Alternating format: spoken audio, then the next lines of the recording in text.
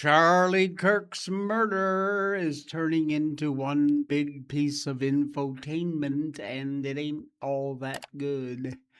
There are no ag jobs that Americans won't do as long as they're paid a living wage. Kind of makes sense, doesn't it? And there is more to the story about the national anthem head slap. Have you seen that viral video? There's more to that story. The head slap heard around the world. Happy Thursday. Welcome in. Good morning, Maryland. Be blessed. Praise the Lord. Absolutely. We are live on Rumble and YouTube. Let me just do a double check here and make sure we are live on Rumble and YouTube. And it says, yes, we are live on Rumble and YouTube. So follow, subscribe. It's free. It helps the show. We don't have a marketing budget around here, so every little bit you can do really does help, and it's free for you. So thank you for that. All right. We got a mess here, folks. We got a real mess. First of all, I left my coffee in the kitchen, and that's a big problem. But beyond that, I'll figure it out.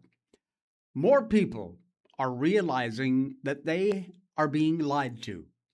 And it ain't by the government, it ain't necessarily by Turning Point, but by people who are simply desperate for clicks and likes and revenue, which is insane.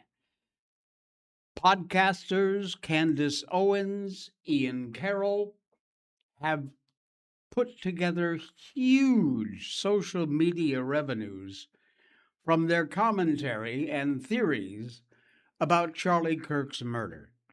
Everybody's got an opinion, and you know what they say about opinions.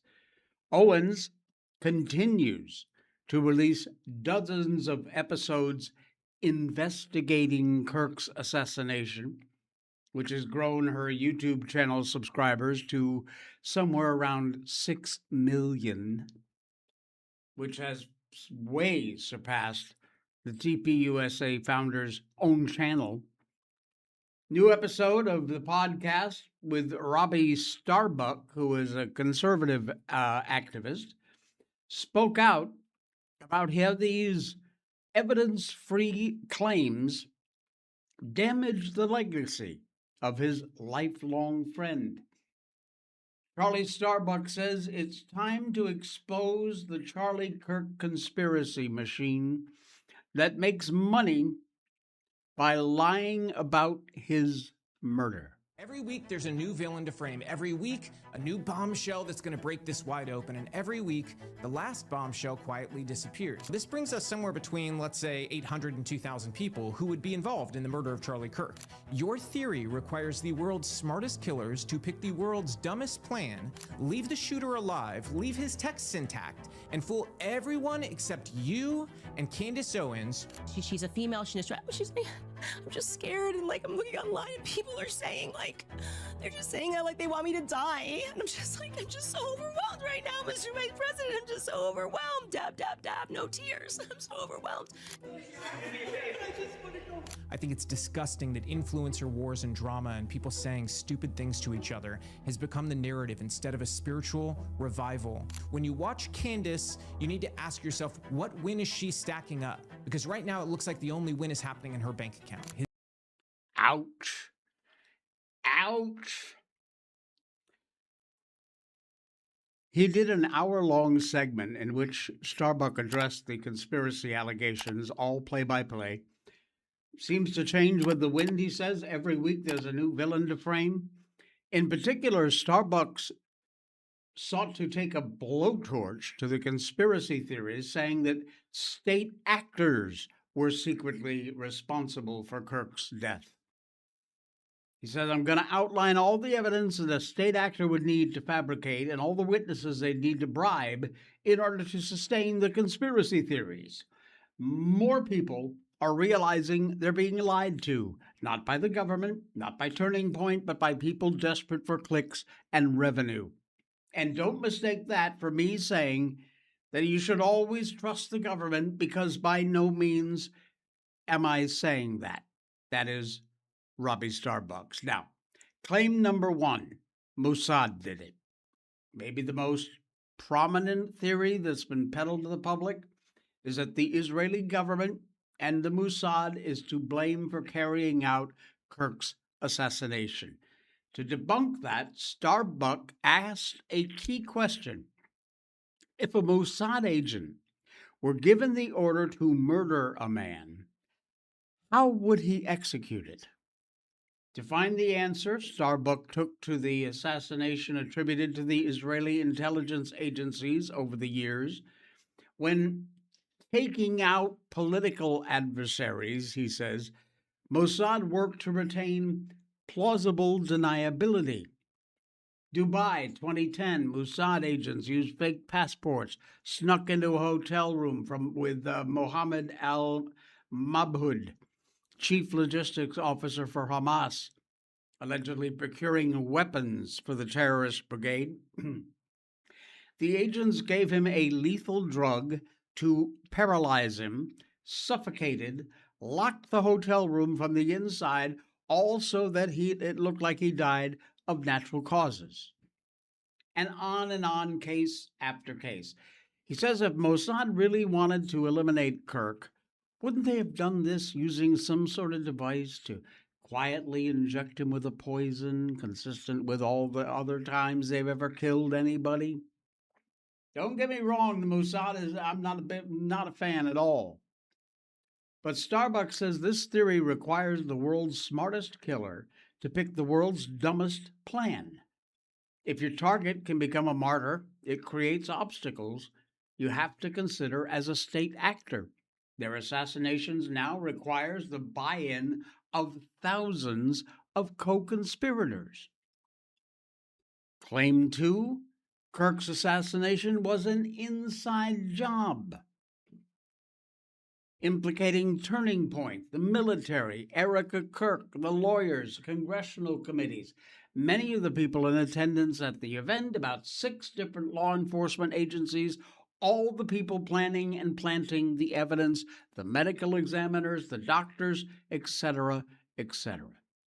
And that's not even getting into the Freemasons, the French Foreign Legion, Charlie's own security team, a B cult, Egyptians, TPUSA donors. The list, seriously, is never ending. Starbuck basically estimates that would mean between 800 and 2,000 people would have been involved in the conspiracy. In order for it to be a convincing cover story, the conspiracy would have to survive examination indefinitely, which becomes increasingly difficult with so many players in the mix. The conspiracy, he says, requires so much participation across so many different actors, it takes a straightforward event and renders it incoherent. He said they would have all had to hide this and remain completely silent throughout their operation and then until their death many years from now. Now, I could argue against that and say, oh, I don't know, President Kennedy. But there you go.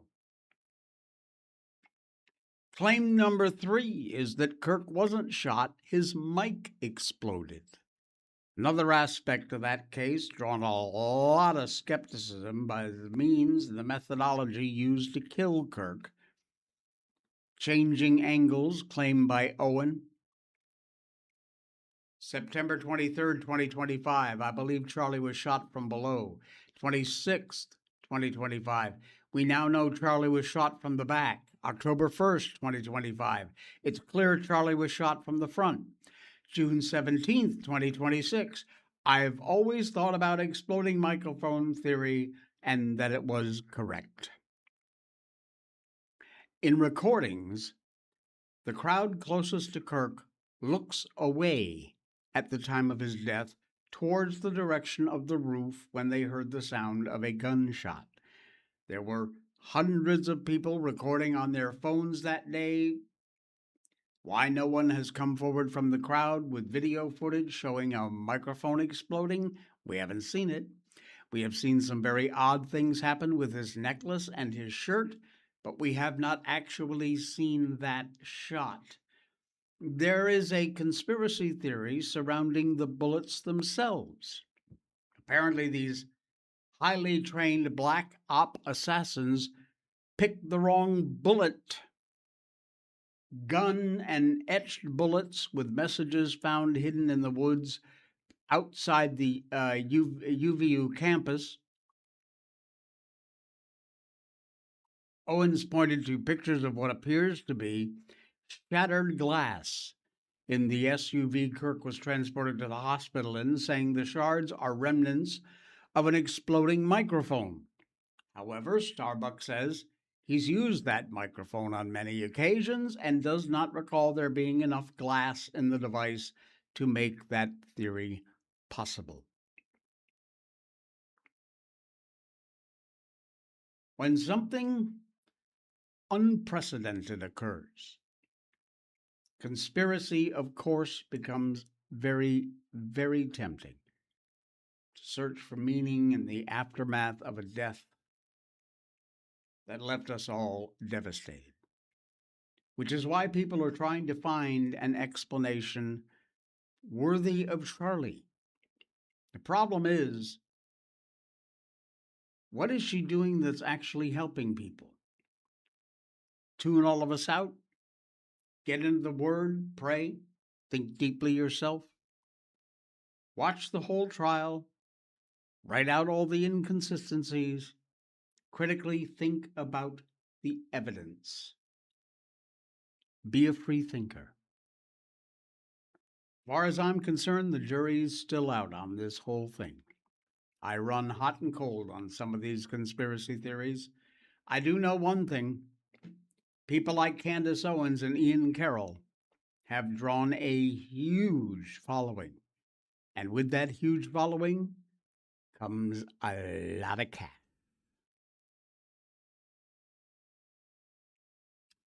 Make of that what you will. One of the consistent arguments about the idea that we need illegal immigrants to pick our crops, etc., do the ag jobs, is that Americans won't do them. Well, here's the bottom line. There are no ag jobs Americans won't do as long as they can earn a living wage. Duh. Pro-amnesty Republicans are allowing the agriculture industry to shut out American workers in favor of foreign immigrants. Whenever Republicans talk about immigration enforcement, amnesty supporters chant the very same old tired line, what about picking crops? What about meat processing? These are the jobs that we need to have filled, and Americans won't do them. That argument has been used to justify dozens of House Republicans' latest mass amnesty efforts. This proposal would give illegal alien agriculture workers a pathway to legal status through the H-2A visa program. Even though they've broken many, many laws by being here in the U.S. illegally, getting a job without a work permit, their employers also violating the law by hiring the illegals. Now, the bill basically covers everything from harvesting crops to raising livestock, processing agricultural products. It is a workaround to avoid immigration and customs enforcement from standing in the way of basically low-cost labor for agricultural operations. With the border now pretty much secure, it is time to address these unbelievable shortcomings and provide fair and legal pathways for all of agriculture to obtain workers they're unable to find U.S. citizens willing to perform these noble but arduous tasks. That is a letter from Glenn Thompson, a Republican from Pennsylvania, who is chairman of the House Agriculture Committee. Now, look, this trope has been pushed around forever. President Bush, George W., parroted it back in 2006. He said, "There are people in our country doing work that Americans will not do, and those people ought to be given a chance to have a tamper-proof card that enables them to work in our country legally." Democrats do it too, always taking the opportunity to signal some kind of American fragility because Americans don't want to do the back-breaking work. The reality is that these companies and the lobbies that support them, like the Farm Bureau, are only interested in a consistent flow of foreign illegal labor because it allows them to pay substantially lower wages. Money. Follow it. They know, in their words, the Americans expect more from the employers because they want to, be able to have a family, maybe a few children in their own country. And of course, the wages these jobs are paying from these companies completely kill that possibility. At the same time as compensation has deteriorated drastically, the share of meat packers who are immigrants has increased enormously, suggesting that native-born Americans aren't interested in this kind of work. Well, you cannot take that seriously, given the huge decline in average hourly wages for those jobs. No question, the jobs paid a lot more a generation ago when the vast majority of workers were native-born Americans. There's also no question that as the foreign-born share of the workforce increased, those wages have fallen, and not just a little bit, they've fallen significantly. The desirability of a job, very much dependent on the compensation you're going to get for it. For illegal aliens, they don't care. Low wages, great, it's still more than I make in my country. They often live on the farms where they work, large portion of their earnings all getting shipped back to their home countries. Go a lot further than lower cost of livings in their home countries. They're also willing to put a lot of more people in the rental property than Americans will, in worse living conditions. Some American farms are actually owned by foreign companies or are forced to contract with them because of the pseudo monopoly that exists in the agriculture industry. Now, the Trump admin has been highlighting the big four beef production companies that currently control about 85% of the market. It notes that two of them are foreign. They act as a cartel. And the evidence is showing more and more that this monopoly power has slashed payments to ranchers, reduced herd sizes, driven up consumer prices, and threatened America's very food chain. The world's largest pork producer, packager, Smithfield Foods, headquartered in Smithfield, Virginia, owned by the China-based WH Group. Ain't that nice? That is on top of the fact that the foreigners own or have interest in 45 million acres of U.S. agricultural land, and that was as of 3 years ago, including foreign adversaries like China, which at the time owned near about 300,000 acres.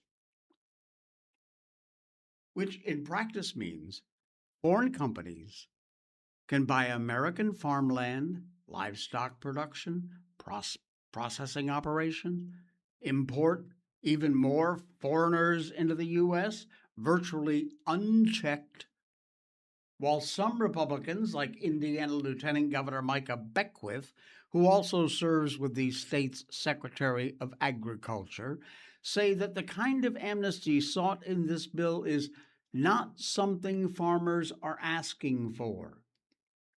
Co-sponsor of the bill, Rep. Don Bacon, says this is what most of our farmers are requesting. The bottom line is there are Americans, plenty of them, more than willing to take these jobs. They'd be lined up around the block if these jobs simply paid a living wage. And they don't, because there are plenty of illegals out there more than willing to live on a fraction, a tiny fraction of what a living wage would be. Incredible. I wish I had an answer. I don't. Pay a living wage. Cut your profits down a little bit. You know, I appreciate the fact that there are couples in this country who cannot have children for whatever biological reasons there may be. It is sad. But this whole surrogate mother thing has really, honestly, I'm starting to have second thoughts. Take a look at this story.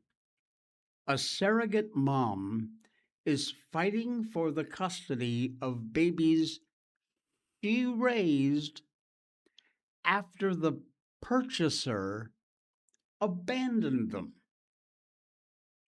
I know. The commercial surrogacy industry is asking us to believe that contracts, simply contracts, can define motherhood, assign parenthood, eliminate the bonds formed during pregnancy and infancy. And this woman, Kyla's experience, demonstrates exactly the opposite. Two strangers arrived at Kyla Simpson's Florida home in March 2025 to collect the 3 baby boys she had carried in her womb, had brought into the world, nurtured for 4.5 months. They claimed they'd been sent by the children's intended father, a Chinese citizen who had commissioned the surrogacy but never came to the U.S. Weird. Kyla refused to answer the door. She contacted authorities. The babies had spent several months in her care while the intended father repeatedly delayed retrieving them. And months after this weird visit, tragedy struck as one of these triplets sadly passed away unexpectedly. Now, Kyla and her family grieved, cooperating with standard law enforcement, child welfare investigations. They were all cleared of any wrongdoing. And when he passed, it was Kyla, not the intended father, who arranged his funeral and buried him. The intended father, she says, remained completely silent. Not a call, not a word. Kyla grieved, buried the child that she'd been told was never really hers, continued raising 2 surviving boys at her home in Florida until they were unexpectedly taken away from the only home and the only family they have ever known in June of this year, just last month. Kyla said she's not sure who exactly is taking care of the boys or where they're located. During court proceedings, she had stated the intended father is trying to relocate the boys to California and then ultimately on to China.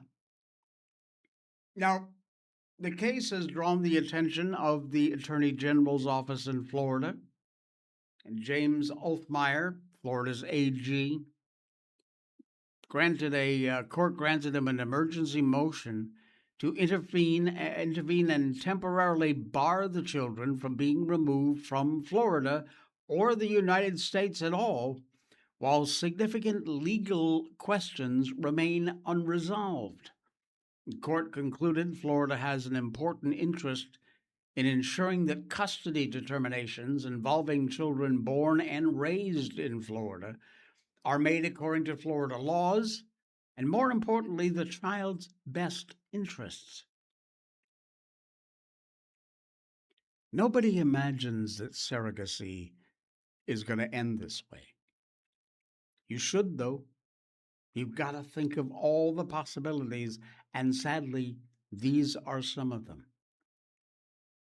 For years, the fertility markets marketed commercial surrogacy as a carefully managed process in which contracts eliminate any uncertainty. Unintended parents get a child, surrogate mothers get compensation, children enter loving homes. Well, Kyla's story exposes a very, very different reality. This is still in the courts. It is in process, as they say. No final word on, most importantly, what is happening to these remaining 2 children.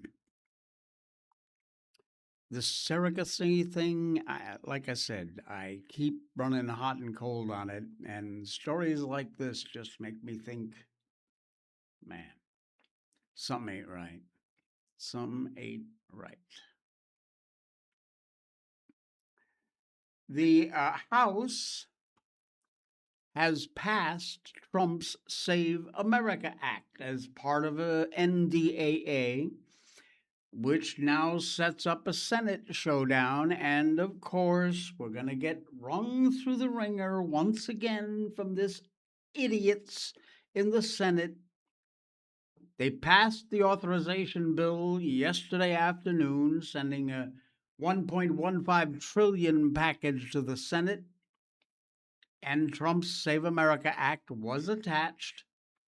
They didn't end the fight over the election legislation, just put the issues now in the hands of senators, which is going, I promise, is going to be an absolute nightmare. Republicans have spent weeks arguing about how the Save America Act would reach the Senate. The legislation requires documentary proof to register to vote and identification before you cast your ballot. What's the Senate going to do? Probably F all nothing. They're going to piss and complain and moan, and eventually, likely, nothing will get done. Because that's what the Senate do. You elected these people. Enjoy it. How about this one? Picking on China this morning. Good. They deserve it. A Chinese asylum seeker has now been charged with $360,000 tech scam, an attempt on a New York senior. Now, there could be a few things, very few, more loathsome than attempting to scam a vulnerable elderly person out of their life savings. Maryland, did we really elect them? A very good question. These elderly folks are particularly vulnerable to these kind of scams because a lot of them are not savvy to the latest in tech trends. They just don't keep up, and nor should they be expected to. Much less, these trends can be leveraged into a scam attempt. Some elderly people are frankly a little less quick on the uptake than their younger counterparts, is just a fact of life. But we are programmed to protect and care for our elders, just like we are for the very young.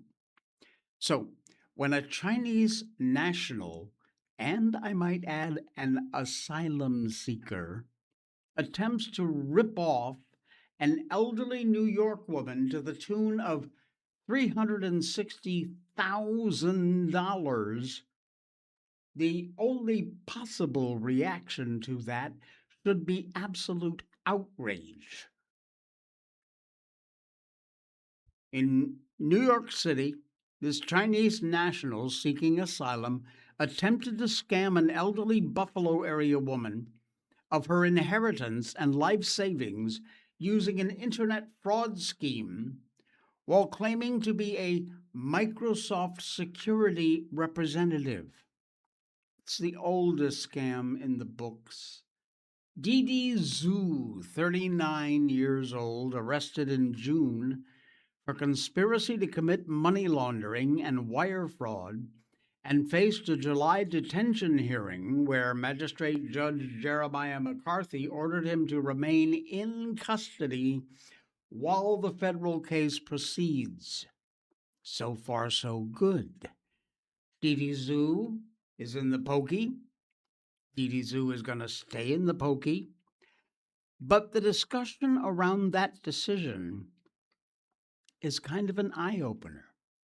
Attorney Jeff Bagley, Assistant Federal Public Defender representing Zhu, temporary work visa holder who's seeking asylum in New York City, claimed in court that Zhu is an alleged white-collar crime defendant and not one that's violent. So, stealing hundreds of thousands of dollars from elderly people would not be a danger? It's callous, greed-driven, devastating consequences to members of the community, but Zhu is alleged to have directed an elaborate scam that led to the unnamed elderly Tonawanda woman giving him, as he posed as an IRS agent, $20,000 and gold coins and bullion to protect their funds in the IRS banking account. So, apparently he deserves some kind of consideration for not actually holding a gun to this poor woman's head, taking her savings directly. Instead, he did it by scamming her instead of force.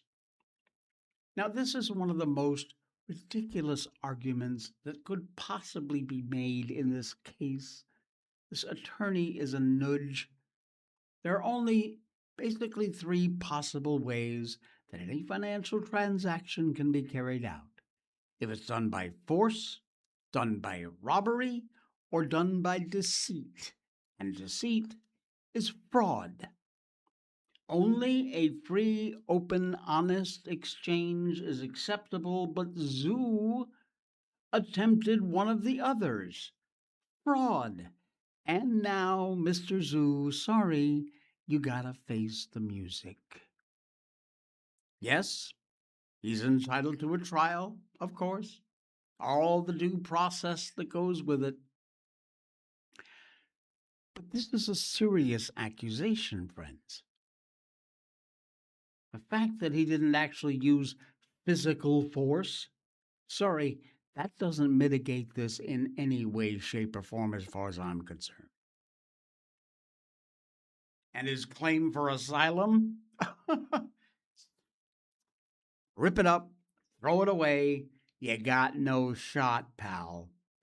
Sadly, we live in a country at the moment with judges who will probably give him his damned asylum.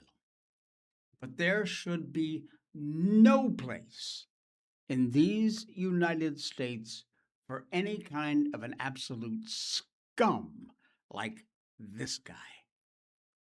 Unbelievable.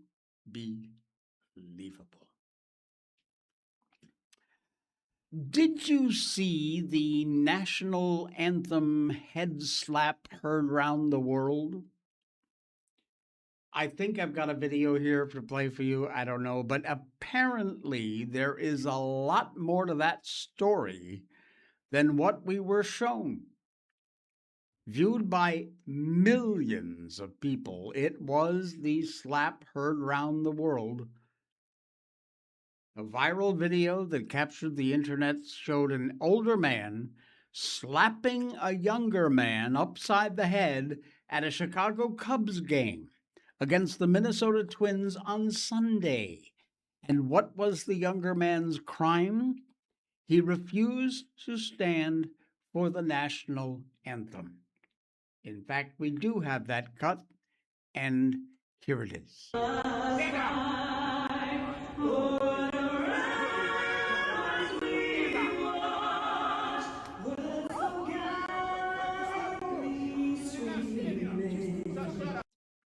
Wow. Ouch. Honestly, what a brilliant version of the Star Spangled Banner that was. Anyway, apparently there's more to the story. Some said the older guy taught the dude a well-deserved lesson. Others pointed at there's a bad precedent. He has a right, his First Amendment right of free speech, if he wants to stand or not. Well, yeah, that's true. You just can't go around assaulting people whose behavior you don't like. Okay, granted. Now, the identity of that older man has been revealed. And he says he regrets losing his cool. But he's a Vietnam vet, and this guy was just really yanking his chain. TMZ tracked down the Cubs fan Robert Bob Chavez, and he tells us he lost his cool in the moment because he's a Vietnam vet who had numerous buddies killed in the war. Bob says he told the young man his veteran status and war stories when asking him to stand, but the guy just kept sitting down, so Bob let loose a slap. He admits it was not something that anyone should emulate. He said he informed the young man of his status. Looking back on the incident, Chavez admitted he should not have resorted to physical violence. Oh, yes, definitely, I wish I could, he told Inside Edition when asked if he wanted to take back the slap. Because, he says, even though I fought in Vietnam and I had buddies killed, we fight for the rights of the people, and that's one of his rights. Wow. Now, the story gets even more interesting. The two made up, and even more, grabbed a couple of beers together. Yeah, that is what's called the American spirit. Bob says there's some important context missing from that video I just played you. He said both men made amends, apologized to each other. The younger man even bought him a cold beer, and they explained to each other why they felt so strongly about the anthem and what they feel it represents.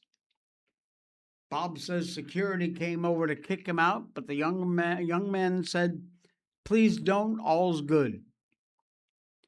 Police, Cubs brass, aware of the slap, neither one showing any interest in taking any action against Bob. To some, Bob is an absolute hero. To others, he's an absolute villain. In the end, basically all's well that ends well. However, maybe this young fellow will think twice about his country, the service members who fought and even now are fighting to keep it free. Let's hope so. Great story, though, and very cool that they made up and bought each other a beer. Oh, man. All right. I love these videos. It does my heart good. Can you imagine being at the other end of a 911 call? You're the 911 operator, and you get this call that tells you about this. I'm on Highway 56. Are you calling about a bear? Yes. Yeah. Yes, it's on the power pole. Yeah, it's alive. Yes, just leave it be. Okay. And because I already called the Game and Fish, and they said there's nothing that they could do. They could go and shoot it, like tranquilize it to get it down, but it's gonna end up, if they do that, then it's gonna fall and could hurt itself. So they told me that. No. At that height, the last thing you're going to want to do is shoot it with a tranquilizer dart. I will tell you, though, that bear is right in between those two power. If that bear manages to cross across one of those two power lines, I don't think it ends up so well for the bear. No word on what eventually happened.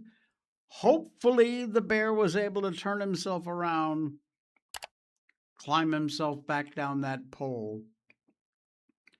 In the meantime, he looks rather comfortable resting up there. Hey, thanks for joining us. That's it for today. Enjoy the rest of your Thursday. We'll be back again tomorrow for the Friday edition of the Jay Sheldon Show.